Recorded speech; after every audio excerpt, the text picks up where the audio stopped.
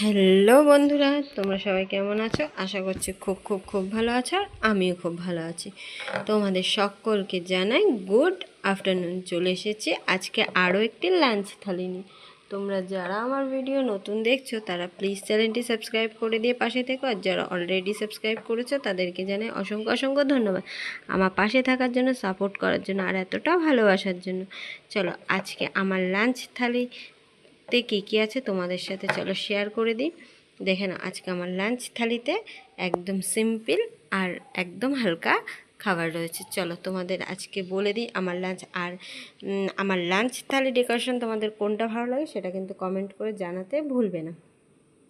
চলো আমার লাঞ্চ থালিতে কী কী আছে তোমাদেরকে বলে দিই। সবার প্রথমেই রয়েছে গরম গরম সাদা ভাত। দুপুরের থালিতে আমাদের ভাত ছাড়া চলবে না, তাই রয়েছে গরম গরম সাদা ভাত। তার সাথে রয়েছে দেখো এখানে গরমের মানে অনেকেরই পছন্দের খাবার, সেটা হলো এটা কী বলে, ঘ্যাটকোল পাতা বাটা। তোমরা কে কে ঘ্যাটকোল পাতা বাটা খাও অবশ্যই কমেন্টে জানিও।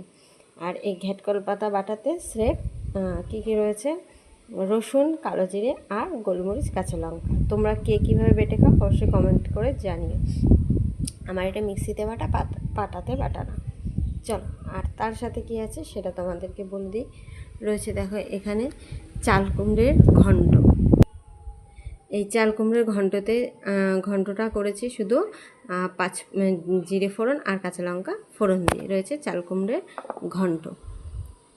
তার সাথে রয়েছে দেখো এখানে কাঁচা লঙ্কা, কাঁচা তেল আর লবণ দিয়ে আলু সেদ্ধ মাখা। আর এরকম আলু সেদ্ধ মাখা হলে কিসের সাথে খায়, কোন ডালের সাথে খায় তোমরা যদি জেনে থাকো অবশ্যই কমেন্টে জানিয়ে যেও।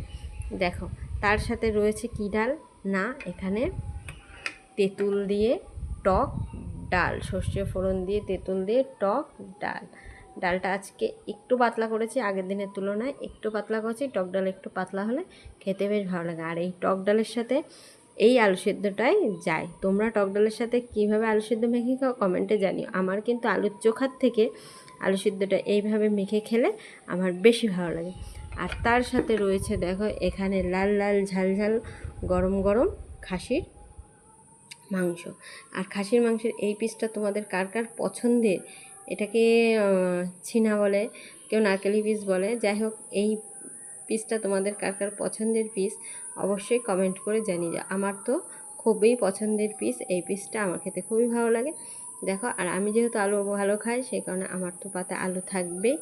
চলো আমার লাঞ্চ থালিতে আজকে এরকম সাদা মাটা একদম হালকা হালকা খাবার রয়েছে। তোমরা কে কী লাঞ্চ করলে অবশ্যই কমেন্ট করে জানিও। আর আমার লাঞ্চ থালিটা কেমন লাগলো কমেন্টে জানাতে ভুলবে না। সবাই সুস্থ থেকো, ভালো থেকো, লাভ ইউ অল, টাটা।